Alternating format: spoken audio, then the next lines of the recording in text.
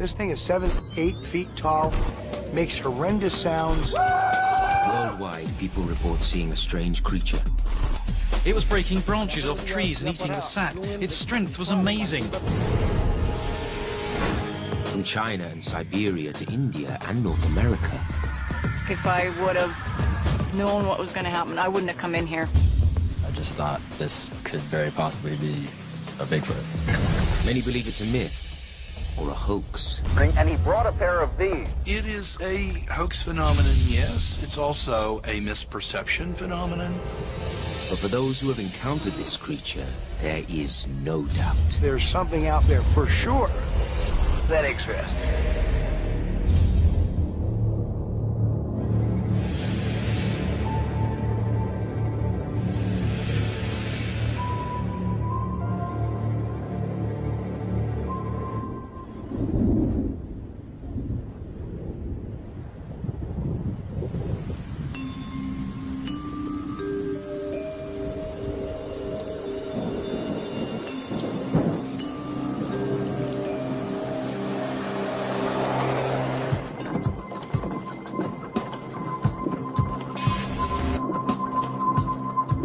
We're headed up to my primary research area in an undisclosed part of the Adirondacks.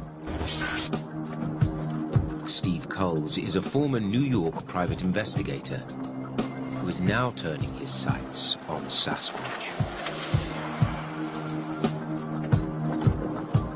This area has had 30 years worth of sighting reports.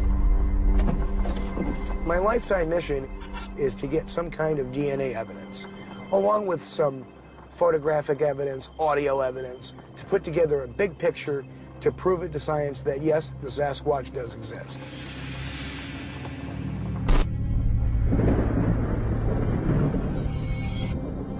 I know it's out here. I've seen him.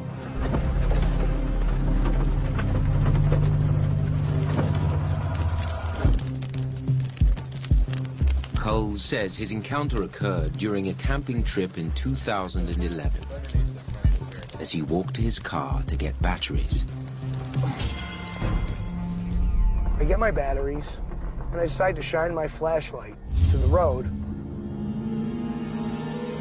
At about 300 feet, there's this telephone pole, and there was something standing there, 8 foot tall. And I could see its reddish, glowing eyes looking back at me. And they're blinking. After about 40 seconds, I moved my flashlight a little bit, twitched it, and it just turned around and walked back in the woods. All I could feel was utter shock. I actually stood and watched one, and it watched me, which was probably the most unnerving thing.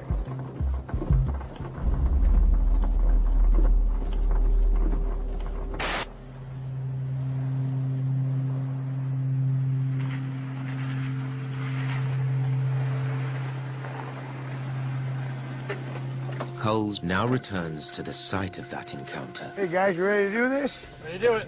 With a search team. All right, what are we using tonight? All right, so what we got tonight is we're going to use employ a DVR system. Also, we brought a bionic ear. We have digital recorders that we're going to place. Gary Robusto will supervise the team's high-tech gear aimed at capturing evidence. What's the plan of attack tonight? So I know where to set the equipment up, or I know where to have a camera.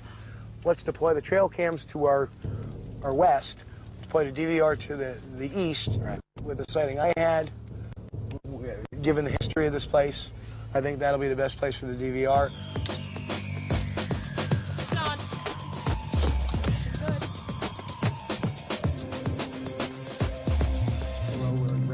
There's something out there for sure that exists, not just might exist.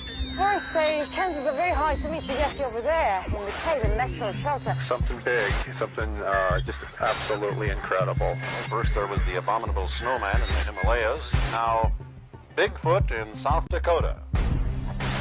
People in Little Eagle are so scared that every night squads of men with loaded rifles take off in search of Bigfoot. Kuhl's accounts appear similar to eyewitness reports all over the world. It was breaking branches off trees and eating the sap. Its strength was amazing. He was probably 4 foot or better across the shoulders.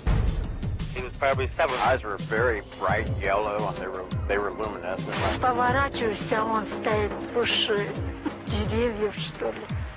Я такого видела. It's a hairy monster on the corner of the woods. I'd never ever been so scared in my life.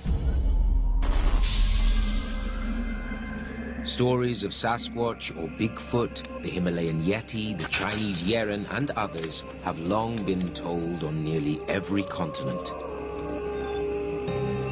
There's a great deal of consistency in Sasquatch reports, most of which appear to be adult males. The large, hair-covered, broad-shouldered, massive-chested animal with a short, thick neck, often described as no neck, long arms reaching below the knee, a face with a flattened nose, deep-set eyes, often brow ridges, sometimes a conical head. Pretty consistent. In North America and eastern reaches of Siberia and China, Southeast Asia, there are remarkable correlations and similarities between the descriptions of an upright, hair-covered creature.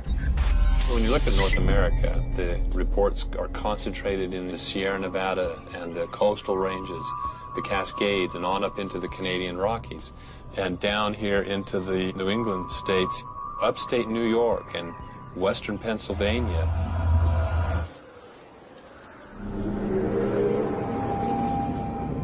But most in the scientific community do not believe that this creature exists.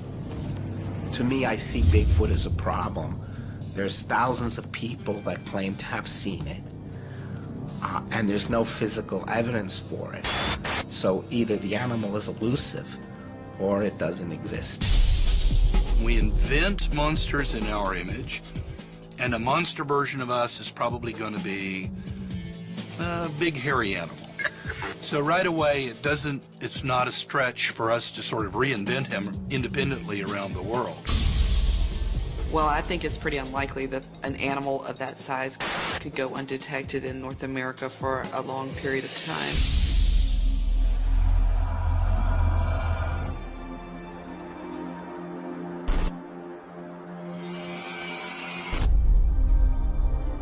But investigator Steve Coles and others like him fully believe in the existence of Sasquatch. That's going to be in the general vicinity of one of the sightings around here. Okay. So that'll work. Go all the way to the left. I'm just trying to see what I have for a view. Our strategy is very simple. Set up the technology, call in the Sasquatch, and let them come through our equipment.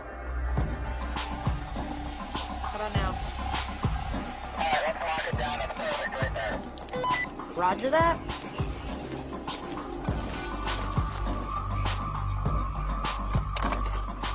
What we're doing here is we're going to put a motion-activated infrared camera, and once we turn it on, any motion will activate it. It'll take a burst of 6 shots over 30 seconds. This camera will give us a shot anything 40 to 50 feet out. I'm going to put a digital recorder up underneath the trail cam, so any kind of audio, anything that we can hear, just basically will extend our hearing out there. With the technology perimeter set, team member Jeff Thomas tests the handheld infrared thermal imaging camera, which highlights anything emitting heat. If something comes through here in this area, we're going to have it covered. Along with the other trail cameras, the audio traps, we should be good to go. One could be standing like right behind you, you don't even know. You know what I mean? You never know. Coles and his team are now ready to begin looking for Sasquatch. But most sightings happen suddenly and without warning, which is exactly the case with a group of Idaho high school students.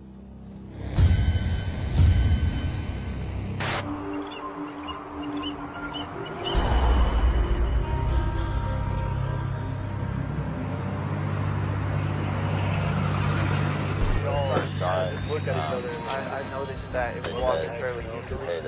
At first we just saw the poke through one. It looked like instead of a foot. It was February. It was pretty cold. It was an overcast day. It had just gotten done snowing.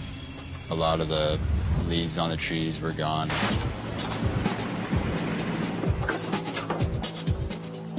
We were gathering data for our environmental science class. We had been up here 2 times before to test the amount of erosion that occurs within the canyon.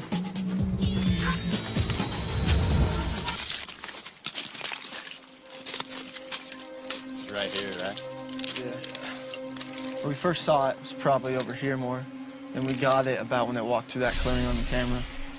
It was close to the top of that ridge, just walking down, and it looked fairly big and dark, black. It really stood out in the snow. I wouldn't say you could make any hair out, though. I'd say more just a dark bulge. You could really make it out in the snow, though, and I mean, it was moving pretty well through what was a lot of snow, so. Like 10 seconds later, I decided to pull out the camera. At that time, it was coming into that clearing. I zoomed in on it, and then it walked behind there, I think, and then just down over the top of that ridge.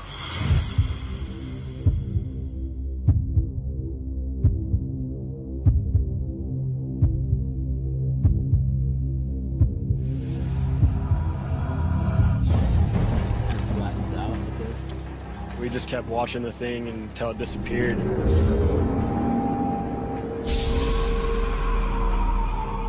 After that, one of us kind of joked, like, is that a Bigfoot? And then a couple of us kind of laughed, and then the more we kind of thought about it, you know, we don't really know what it was. It's obviously something that we don't know. It's obviously something mysterious, but I'm not going to come here and say it was a Sasquatch. I never really thought too much about Bigfoot before, but this definitely put it in my mind that there's definitely the possibility.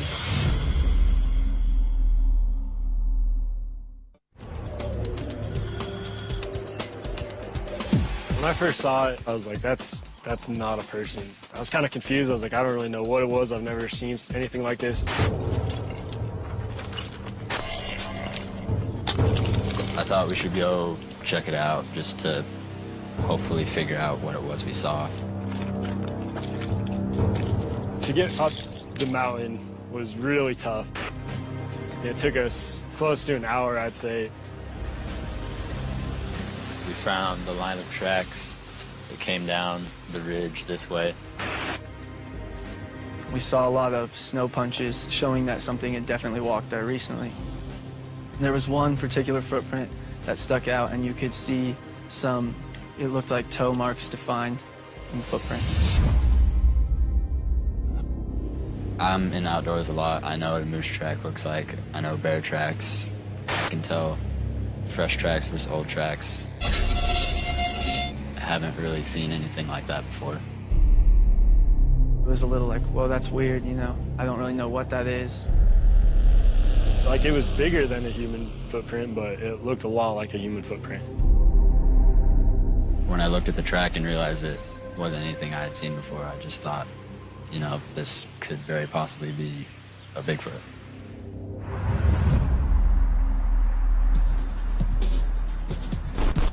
They contact Idaho State University professor of anatomy and anthropology, Dr. Jeffrey Meldrum. As a student of both human and comparative primate anatomy, I can offer some expertise in evaluating the likelihood of the image on a piece of film or video being simply a man in a fur suit, or something else, something yet to be accounted for. Since 1995, Meldrum has been analyzing data from incidents like the Pocatello sighting. I have to admit my first reaction was, here's some high schoolers that are bored, and here's a fun way to spend the weekend. But what at first glance might have been taken to be just a practical joke started to weave a very interesting story that indicated maybe they did see something that warranted further investigation. Meldrum, who has amassed more than 200 casts and photos of footprints from reported Sasquatch sightings, examines the photo evidence that the teens captured. This footprint differs from a human footprint most decidedly by the lack of an arch and in the lack of a well-differentiated ball of the foot. This footprint displays many of the characteristics that I would look for in a typical Sasquatch track. The broad heel, the relatively long heel to length ratio, the toes disposed across the foot in a more squared-off fashion, and less differentiation in the size of the big toe relative to the remaining toes. All those features would combine to suggest that this may very well be the real deal.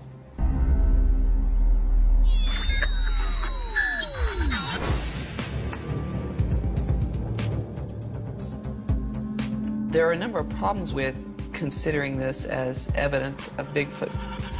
Dr. Katie Gonda is a biological anthropologist with the University at Albany State University of New York. She has tracked primates for 2 decades. When in the wild, when you see footprints, you rarely see footprints that are this perfect. Footprints or handprints or variable depth, they're smeared. This looks like a stamp was made. So this footprint actually looks like something that will be marching very hard and moving vertically up and down as it moved through the forest. That's very inconsistent with the way that most animals move. Many animals with a gait like that would be gliding along, and they would be leaving smeared footprints, not footprints with a deep impression. The most significant problem with it is that there's no scale, so it's very difficult to say how big this foot actually is. The Idaho footprint is inconclusive at best, so Meldrum turns to the video captured by the students. I'm just impressed. I mean, you can see the outline of it. You can see its joints, the elbow, the wrist, the curve of the hand. What strikes me is when you see that movement, it's this very fluid movement as it retreats into the forest. I get the impression of a massive body with large shoulders and very massive, powerful arm, a low-set, forward-set head on these massive shoulders. I never really thought too much about Bigfoot before, but this definitely put it in my mind. This may be a video of a fleeting encounter with a Sasquatch, but again, it falls far short of the standard of evidence required to demonstrate the existence of this creature. So in that sense, it's only suggestive. The footprint that I saw was to be very unlikely to have been made by the animal that was filmed here. This animal is walking kind of bent over. It's not walking along, and it's very clear that that footprint would have been made by something that was really stamping hard and vertically into the snow. Based on that evidence, I would say it would be difficult to conclude that it's anything other than a bear. It looked very much like a bear moving through some brush and then going back down on all fours at the end. That's what it looked like to me.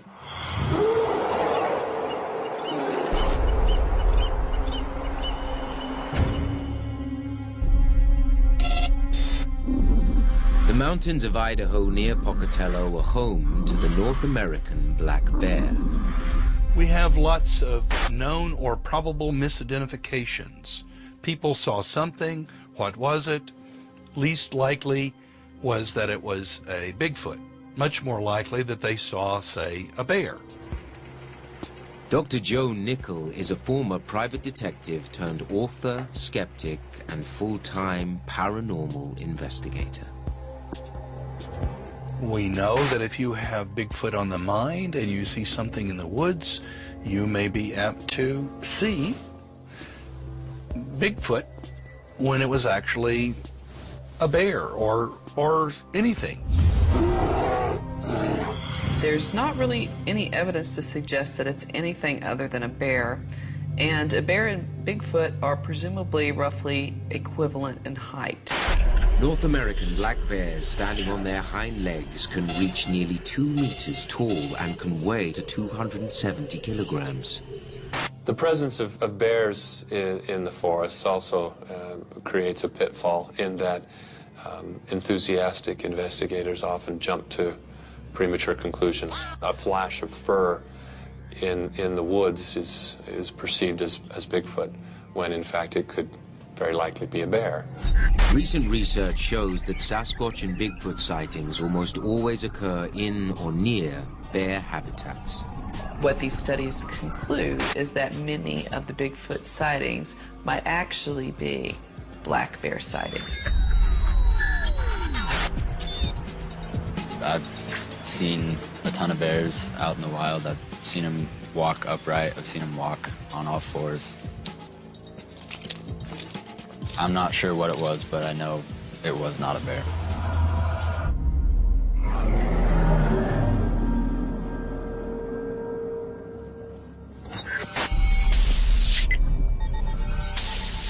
Back in New York's Adirondack Mountains, investigator Steve Culls is counting on capturing that conclusive evidence through his ongoing search for Sasquatch. We have the technology perimeter, so the whole idea is to get it to cross the technology perimeter.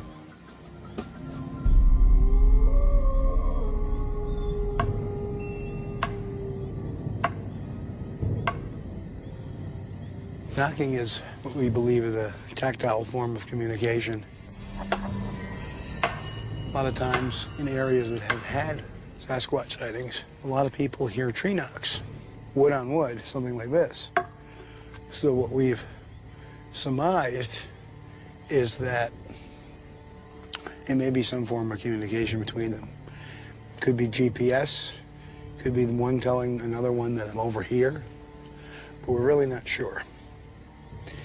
But a lot of times, people have done tree knocking and have elicited a response from the middle of the forest, including here.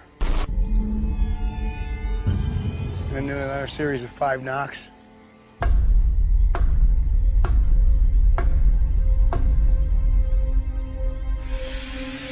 We're knocking and waiting, and perhaps it will encourage them to come in and take a look at us.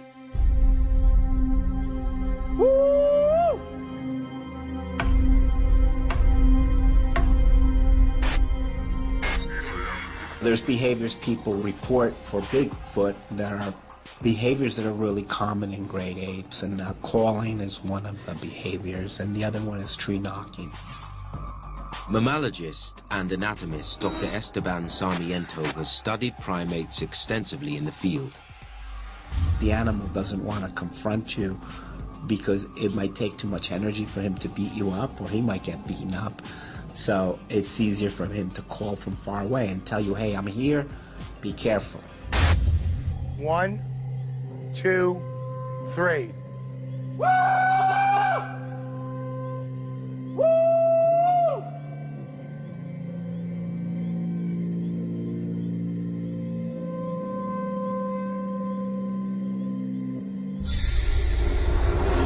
Did you hear that? That way. Yeah. This way. No, it's behind us. It came from behind us. Why would it come behind? Where the cars are. I swear it went that way myself. Hey, stay put. Stay put. Sounds like it's walking this way. We're hearing something with the parabolic mic.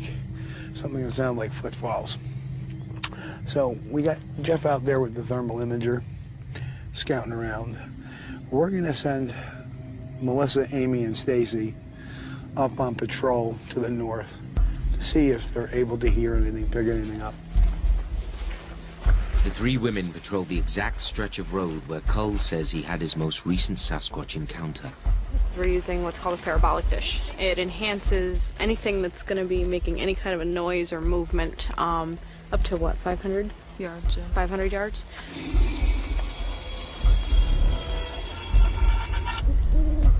What I've got is like basically a monocle with the IR light inside it.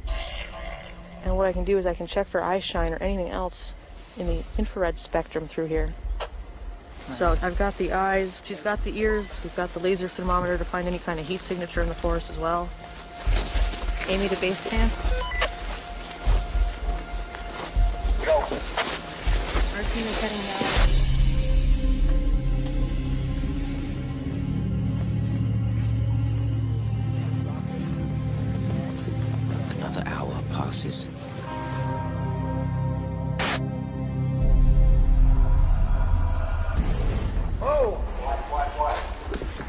You got a heat signature, boys. The thermal imaging camera picks up something moving nearby. Did you record it? I did. Yes.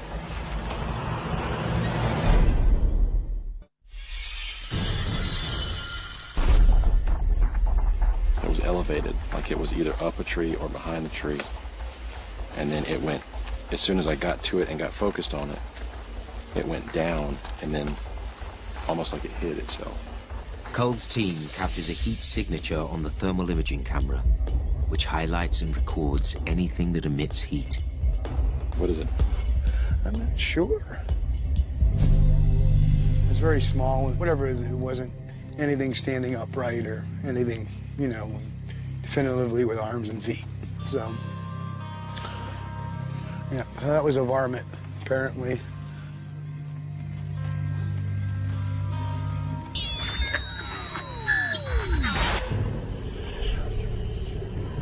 Most scientists worldwide believe people like Steve Culls are searching for a creature that does not exist. We know that some of the cases are hoaxes. They've been admitted to, they've been proven. We have a number, for example, of people like Ray Wallace who made fake Bigfoot feet. He arrived at work early one morning and he brought a pair of these wooden feet. He walked around the construction site like this in soft soil. And that is how the legend of Bigfoot began. Another famous hoax was a few years ago. There were those Georgia boys who put together some part of a Bigfoot costume and some rank meat and froze it in ice. This is a creature that it wasn't normal. The men say they dragged the 7-foot body out of the woods and called noted Bigfoot hunter Tom Biscardi. I'll tell you this, what I seen, what I touched, was not a mask that was sewn on a bear hide.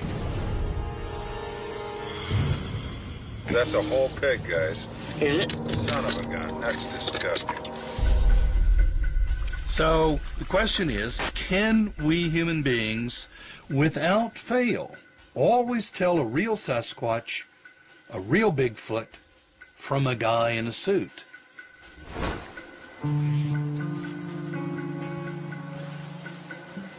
But the hoax theory does not make sense to Dr. John Bindernagel, who has studied the Bigfoot phenomenon for 40 years. As far as the eyewitness accounts go, they go way back to the mid and late 1800s. People were seeing Sasquatches. They didn't know how to categorize them. It was called wild man or a monster.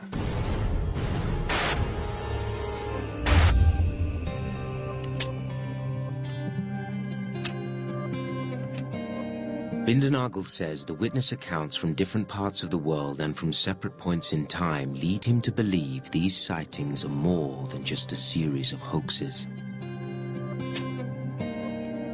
The eyewitness accounts are very interesting, partly because of the consistency, and partly because it's not like people come forward wanting to talk about this. In many cases, you have to drag it out of them.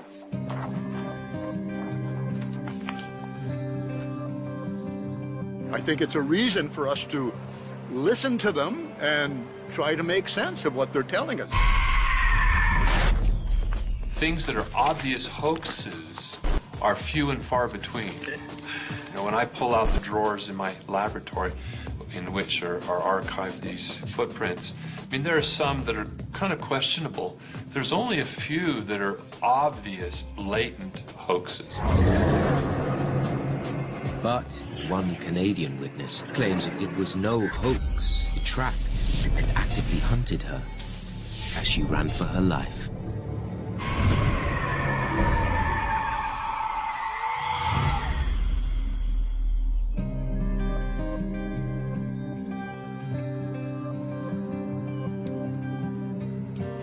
I've been living here in the Cowichan Valley since 2000, but I came to Vancouver Island in 1991. My husband has taken me through most of the Cowichan Valley via the back roads hunting and deer hunting and so on and so forth, so I know them fairly good. But in 2007, Cindy Dawson encountered something in these woods near her home that she'll never forget. It was actually very dark. April had been a very rainy month. I have never been to the spot before except for that day. I think looking back, if I would have known what was going to happen, I wouldn't have come in here. I walked up the road and entered in just on this old game trail right here. And I just sort of deviated off this game trail because I was taking pictures of this archer right here when I turned around and looked, and there was 2 deer running right beside me, within feet of me. Those deer were not even one iota afraid of me. They were worried about what was behind them. So I scooted out that way because I didn't want to intercept whatever's coming up this way.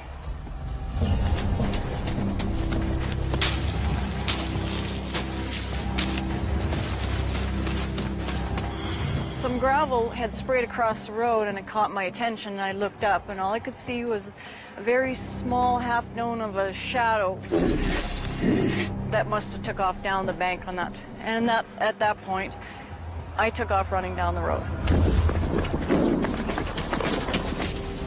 I could hear it running, breaking branches and limbs that started screaming at me. It was just something I could not understand at all. It really scared me. I ducked back in here, and I'm standing here like, oh my God, what am I gonna do? So I ran across the road and ran down the road to my cars as fast as I could. It was breaking trees down there again, and so it was following me back to my vehicle.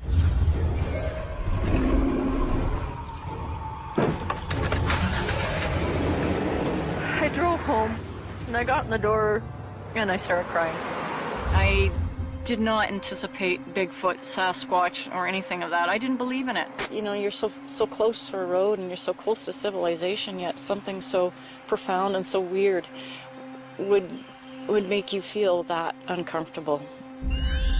I could hear it breaking branches and limbs that started screaming at me, and I could hear it running. We have reports of intimidation behavior, various forms, chest beating, projectile throwing, snag crashing, pushing of dead trees or even live trees in the direction of someone. There's a lot of reports of this. Aggressive behaviors reported by Cindy Dozen and others have been documented in other animals, including apes. Tree shaking is very much gorilla behavior. It's intimidation, release of tension, and the loud vocalizations are also very ape-like. Apes, like many mammals, have a home range where they feed and spend most of their time, and within that, there may be a territory that's defended. Based on witness descriptions, Bindernagel suggests the theory that Sasquatch could be a primate, closely related to great apes. I think the ape model is a very useful model because, the long arms and the short, thick neck is very ape-like. A lot of the behavior is very ape-like, stone throwing, the very loud vocalizations, the very strong smell that occurs sometimes. Witness reports commonly describe the behavior and appearance of Sasquatch as ape-like. The largest of the great apes can stand about 1.8 meters and weigh up to 220 kilograms. And while there's no evidence of great apes ever living in North America, some believe that the ape theory is not that far-fetched. We really have a pretty good picture of it. And so you have this hypothesis that this is an upright great ape living in the forests of North America. North America provides the food and resources and habitat for such a great ape. And there is a very solid geological record of large mammals crossing the Bering Strait from Asia into North America. Most dying out, but in the Sasquatch, possibly not. It's very unlikely that Bigfoot is another great ape that's just been forgotten about, missed by the scientists and ignored by history. We would have fossil record that would show a greater likelihood, and it would not depend entirely on the kind of very weak evidence that we have. I work with the Nigeria Cameroon chimpanzee, which lives in Central Africa. But despite 20 years of tracking them and working very consistently in the field, I've only seen them about 10 times. And those sightings are very fleeting. But they leave behind very definitive evidence, such as feeding traces. That's how we track them. They leave behind fecal material. They leave behind footprints that are very easy to see and to track. So I would find it very unlikely that you would not find good evidence of such a large mammal in North America. There's another theory that Meldrum raises to try to explain encounters like this one in Idaho. If such a creature does exist, it could be a species yet to be identified. Large mammals continue to be found. The list of new species of primates is surprisingly long. I mean, we're talking about dozens of species, and many of which have yet to be fully described and published in the scientific literature. So there still is plenty of room for discovery. In the 1990s, a new type of chimpanzee was discovered in the Congo called the billy ape. And early in the 20th century, a new subspecies of gorilla, the Cross River gorilla, was identified in Africa. If Bigfoot exists, there's probably a new genus that's very closely related to humans.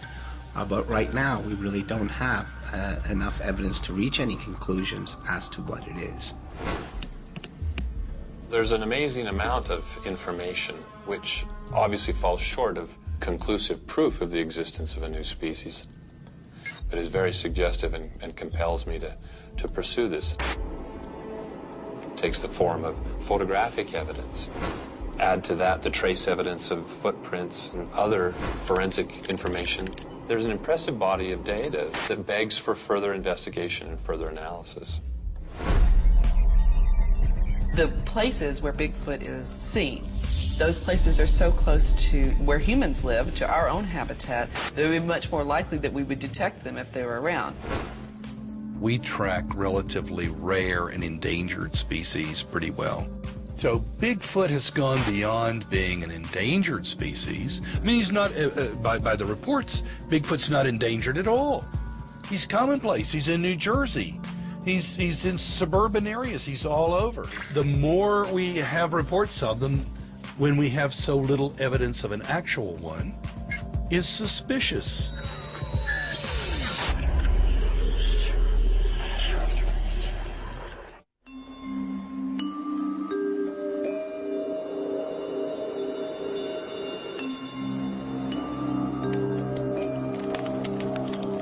It's morning at investigator Steve Cull's base camp in the Adirondack Mountains. He and his team are anxious to find out if their high-tech gear captured any sight of Sasquatch.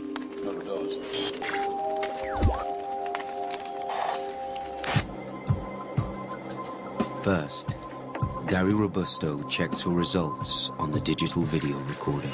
We've gone through the night. So far, we haven't found any evidence of the creature itself. We haven't seen him or her. As of right now, like I say, we don't know because we haven't really caught anything. But, you know, doesn't mean that's because we haven't seen it. Doesn't mean it's not here.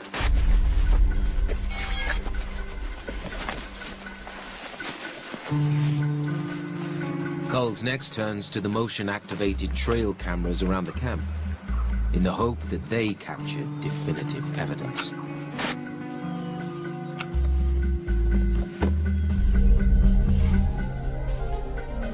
What we're doing now is we're looking at the cards on the cameras to see what pictures we have.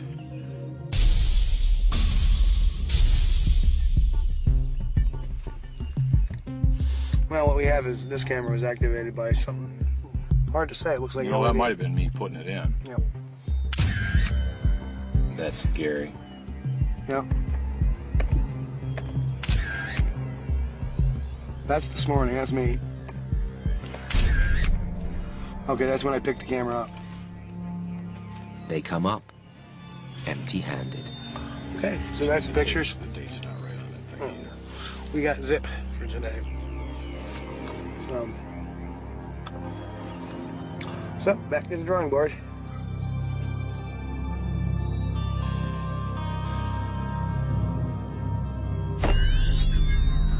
I know it's out here. I've seen it.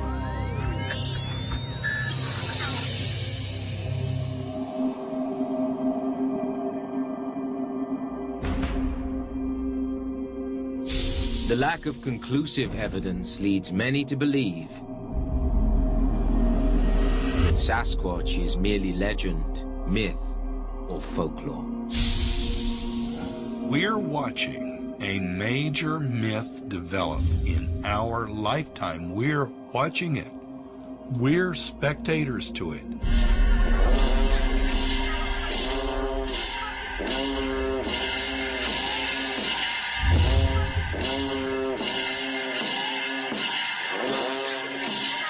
The Yeti, the abominable snowman of the Himalayas, caught the American imagination in the 1950s. The Eric Shipton photos of the big tracks. And pretty soon our Bigfoot began to take on Yeti-like features. And so these are well-known processes in cultural migrations and in folkloric processes. Many different cultures have similar types of animals in their own mythology. It could possibly be that it's something that's deep in the human psyche, that we need to think that there's something big and scary out there. Almost everybody has their version of the boogeyman. Some people who have interpreted the Sasquatch in myth as the bogeyman or the boogeyman invented by Aboriginal parents to keep their children close to home. I think it may have been used in that way, but that does not necessarily discount its existence as a real creature. I'm willing to see a great deal of reality in myth. Having seen depictions of the Sasquatch in Aboriginal masks and crests on totem poles, and having talked with Aboriginal elders who said, yes, we're talking about a real animal here, just like we depict beavers and wolves and orcas or whales.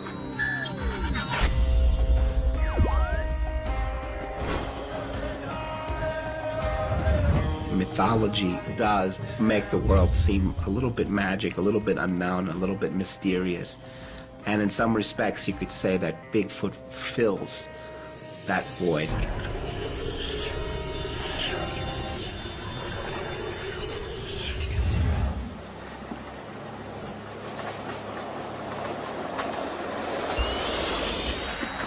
Something out there for sure that exists. But all these theories are not enough for Steve Coles, the Idaho teenagers, Cindy Dozen, and others around the world who believe they've crossed paths with this creature. I think we're very close to resolving this question. I think that the evidence that will tip the scale, the DNA evidence, is very close at hand. I'll believe if they bring me proof. Strong scientific proof would have to be a carcass of Bigfoot, bones of something that might be related to Bigfoot, camera trap evidence. As an investigator, I prove things in a court of law. I've got eyewitnesses. I've got circumstantial evidence, all put together. Given that, we could probably prove a Sasquatch exists in a court of law. Without that evidence, there's not much to the argument. And I would say that the onus is on them to come up with that evidence.